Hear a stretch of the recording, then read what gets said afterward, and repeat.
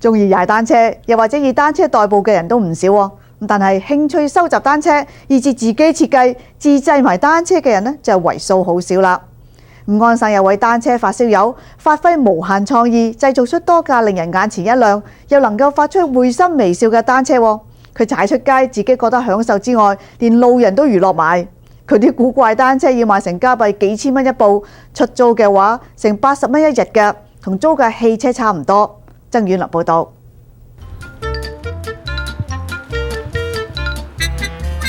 大家而家睇到呢啲古靈精怪嘅單車，全部都係 Brent Curry 嘅珍藏。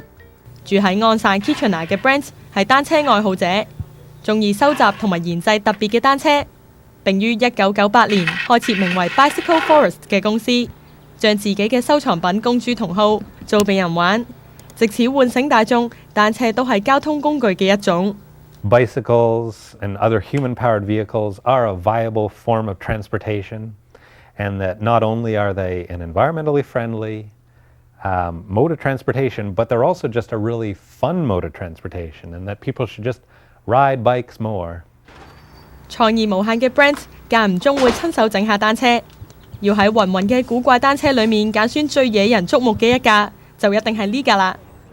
大家平時會坐喺屋企張梳化度睇電視，但係有冇諗過，如果幫張梳化加翻幾個轆，變成一架梳化單車，咁就可以一邊做運動一邊欣賞沿途嘅風景啦。梳化單車係 Brent 做過體積最大嘅單車，有成7尺長，要將2個重90磅嘅單車架身承托住張95磅重嘅梳化都唔係咁易㗎，足足做咗3個月先完成到。Brent 喺2002年仲同個朋友一齊踩住呢架梳化單車，沿住加拿大海岸線踩咗500公里路程添。架單車個樣又重又笨重，記者一開始坐落去踩嘅時候都要 Brent 幫手控制住，先慢慢開始適應到。但踩順咗之後都幾舒服㗎，最高時速仲可以去到每小時44公里添。每次踩住呢架梳化單車出街，途人都會感到好好奇。Turn a lot of heads as we're pedaling down the road, and it is fun to kind of hear what people are going to say. It's pretty common for people to shout out their window like, "Where's your TV?" or comments like that. 而喺2004年 ，Brent 就忽發奇想，做咗呢架跑步機單車嚟諷刺每日特登揸車去健身室用跑步機嘅人，因為佢覺得與其揸車去做運動，何不唔直接就跑去目的地呢？不過呢架長7尺、高5尺嘅跑步機單車有成66磅咁重，如果好似記者一個女仔都幾難搬得喐，而且第一次玩要平衡都唔係咁易。加上佢有別於一般單車咁有單車鏈協助車轆轉動，取而代之係靠跑步機上嘅輸送帶同車轆之間嘅摩擦去令到單車向前行，所以跑一陣都已經會感到好吃力。呢架跑步機單車雖然外形奇特，但就吸引到唔少年青人過嚟查問究竟，大家仲好雀躍想試下點玩添。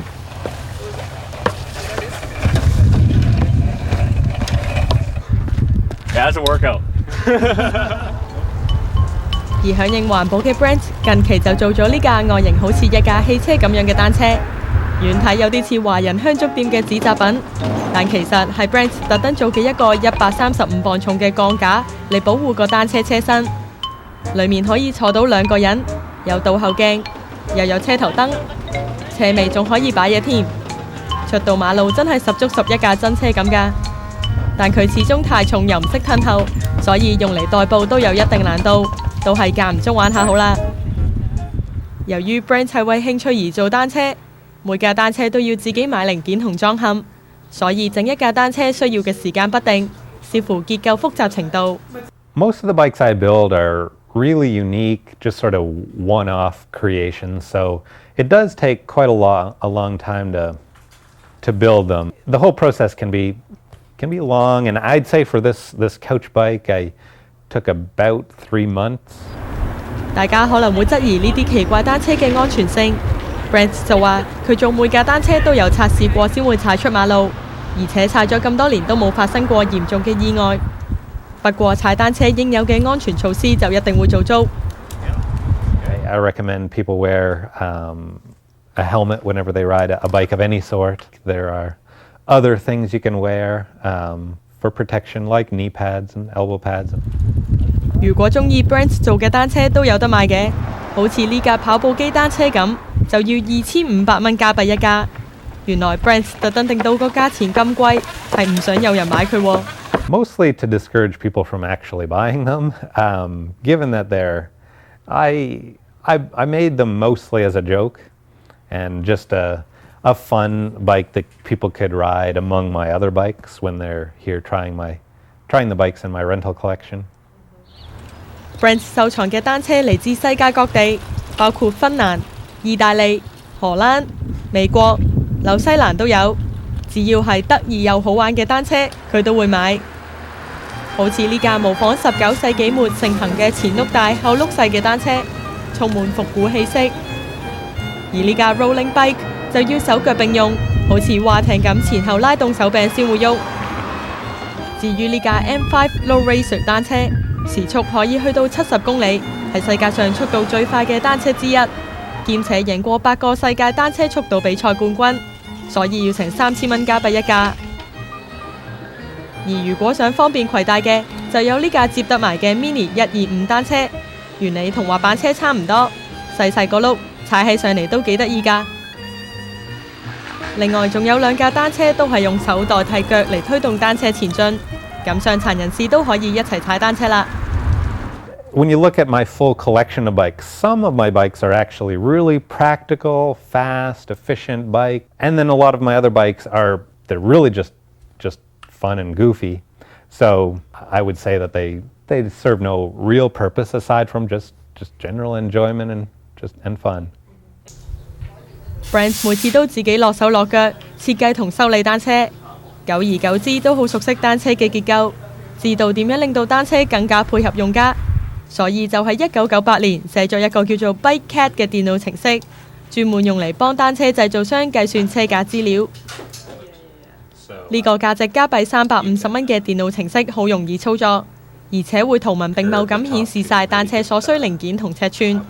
只要按照你嘅身高輸入資料，佢就會自動幫你計算出最適合你身形嘅單車。而家有唔少嚟自美國、加拿大同日本嘅單車製造商都購買咗 Brent 所設計嘅呢個程式。佢亦都希望未來可以加入更多嘅功能，協助推動單車市場。世事無奇不有，只要你肯嘗試就有機會實現。況且想像空間係無窮無盡嘅。唔知睇完 Brent 嘅呢一堆自家設計單車之後，有冇啟發到你嘅創作靈感呢？